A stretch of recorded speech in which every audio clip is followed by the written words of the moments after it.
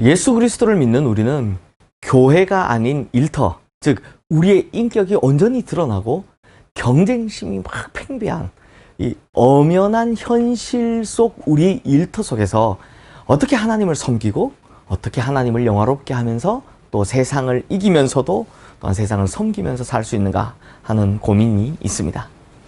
그러면 어떻게 해야 하나님께 영광이 될까요? 그저 만나는 직원들에게마다 할렐루야 이러면 하나님께 영광이 되겠습니까?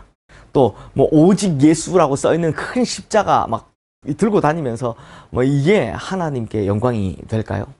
혹은 성경 구절 막 다 타이핑 해가지고 책상마다 화장실마다 다 붙여놓으면 그게 하나님께 영광이 되겠습니까? 아니죠. 오늘 본문이 바로 우리의 이 고민에 대해서 말씀하고 있습니다. 지금 요셉은요, 애굽의 총리가 되어서 바로 왕을 섬기고 있습니다. 알다시피 바로 왕은요, 하나님을 믿는 사람이 아닙니다. 게다가 애굽이라는 나라에서는 하나님을 믿는 사람 한 사람도 찾아보기 힘듭니다. 그러므로 하나님을 믿지 않는 환경 속에서 어떻게 신앙인이 자기의 신앙을 타협하지 않으면서 자신이 일하는 현장 속에서 승리할 수 있는가를 바로 요셉이 보여주고 있다라는 거죠. 자, 그럼 요셉이 보여주는 비결이 무엇일까요?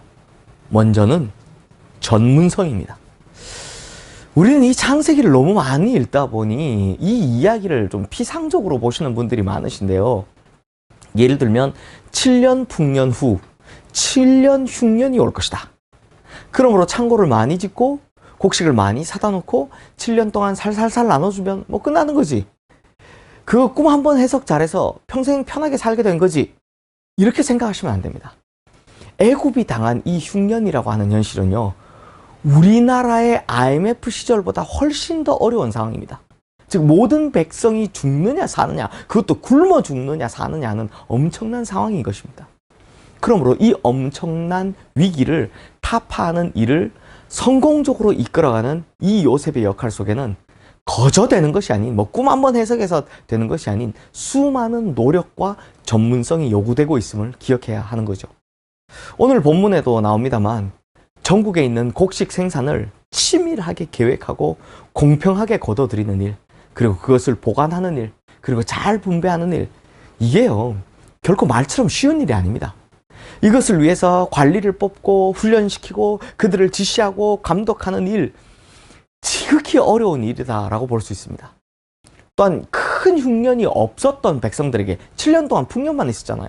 이 백성들에게 이러한 엄청난 사건이 일어날 것이라는 것을 설득하고 이해시키면서 이러한 정책 추진해 나가는 것이 어디 쉽겠습니까? 백성들과의 마찰, 또한 그들을 설득하고 이해시키는 작업도 아주 어려웠던 것임을 우리는 충분히 짐작할 수 있습니다. 그래서 오늘 본문에서만 봐도 요셉은 백성들과 적어도 3번 정도 이상의 큰 갈등이 있었다라고 암시되어 있습니다. 곡식을 얻기 위해 돈 주고 사는 일, 또 짐승을 주고 곡식을 바꾸는 일, 그리고 자기들의 밭과 논을 다 나라에 헌납하고 쌀을 얻어가는 일 등등, 이게 굉장히 간단하게 기록되어 있지만 이것은 백성들과 요셉 사이에 상당한 갈등 과정이 있었음을 암시하고 있고, 이것을 또한 지혜롭게 해결해 나가는 요셉의 능력을 볼 수 있는 거죠. 이뿐만이 아닙니다. 오늘 본문 21절 말씀을 보시면 요셉이 애굽 이 끝에서 저 끝까지의 백성을 성읍들에 옮깁니다. 주민 이주 정책을 하는 거죠. 주민 이주 정책이 우리 시흥동에 오래 사신 성도님들 다 보셨겠지만 이게 얼마나 어려운 일입니까? 또 본문 24절 말씀에는 세제 개혁을 하는데요, 토지 수확의 5분의 1을 나라의 세금으로 바치게 합니다. 그래서 오늘 본문 26절 말씀에 보면 요셉이 세운 이 애굽의 토지법이 이 창세기가 기록되는 수백 년이 지난 시절까지 거의 1000년 가까이 그대로 유지되고 있었다라고 합니다. 그러니까 어떻게 그렇게 될 수 있었습니까? 수백 년이 지나도록 아무런 문제가 없을 만큼 엄청나게 훌륭하고 뛰어난 법이었기 때문입니다. 그러므로 여기서 요셉이 행한 일을 정리하자면 엄청난 전문성이 요구되었다라고 하는 것입니다. 우리가 흔히 생각하는 것처럼 요셉이요, 만약 꿈 한번 해석 잘한 것으로 총리가 되었다면 요셉은 결코 총리직을 계속 유지할 수는 없었을 겁니다. 하지만 이 엄청난 양의 일을 감당함에 있어서 수많은 노력과 전문성을 가지고 이 일을 했기 때문에 요셉은 믿지 않는 애굽 사람들에게조차 인정받는 총리가 될 수 있었던 것입니다. 두 번째는 정직성입니다. 성도님들, 요셉이 맡은 자리가 총리면 정말 황금알을 낳는 거위 아닙니까? 요직 중에 요직이요, 노른자 위에 노른자입니다. 이권이 얼마든지 개입될 수 있는 그런 직책이었음을 우리는 성경 속에서 발견할 수 있습니다. 그러나 14절 말씀 함께 보겠습니다. 요셉이 곡식을 팔아 애굽 땅과 가나안 땅에 있는 돈을 모두 거둬들이고 그 돈을 바로의 궁으로 가져가니. 곡식 팔고 돈이란 돈은 애굽의 돈은 싹 다 모았습니다.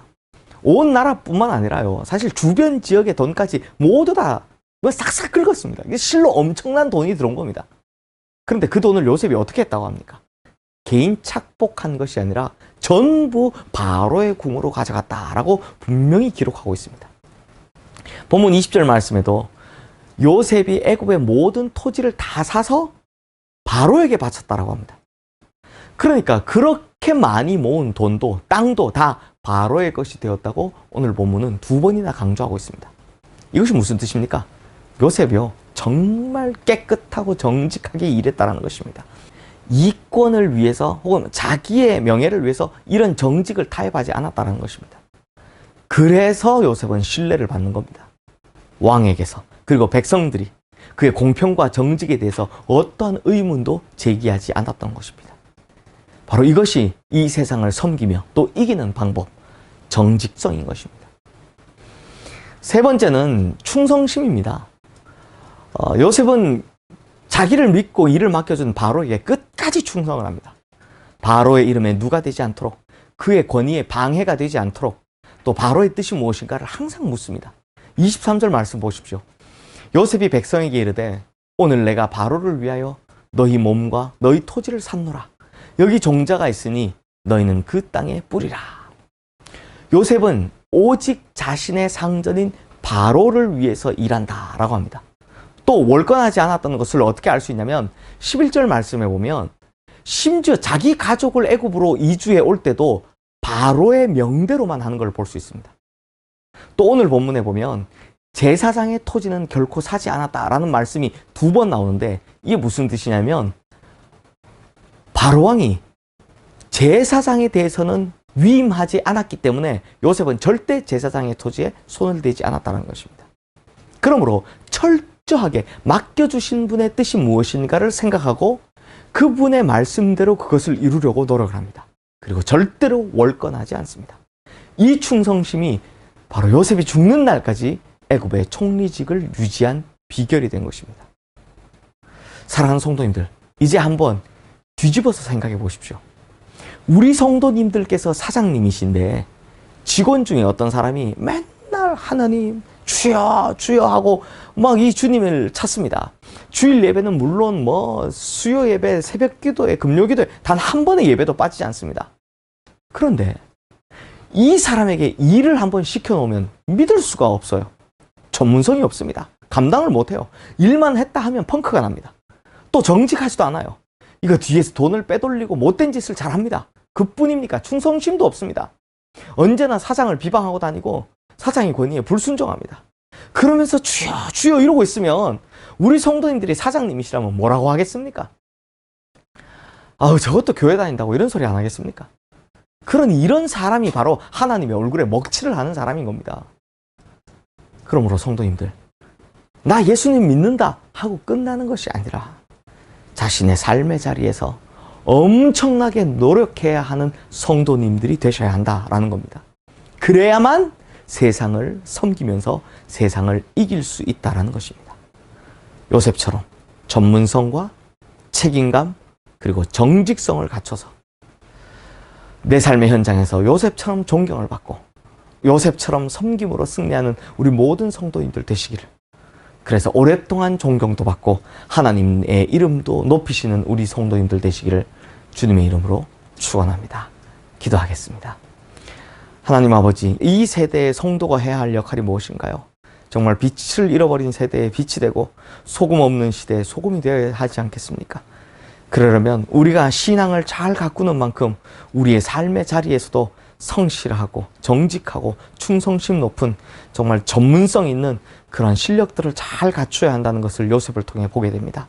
주님, 우리가 요셉처럼 이런 것들을 잘 갖추고 삶에도 성실하고 신앙에도 성실해서 하나님의 이름을 이 세상에서 높여드리는, 그리고 세상에 승리하면서 세상을 섬기는 위대한 신앙인 될 수 있도록 역사하여 주시옵소서. 예수 그리스도 이름으로 기도드리옵나이다. 아멘.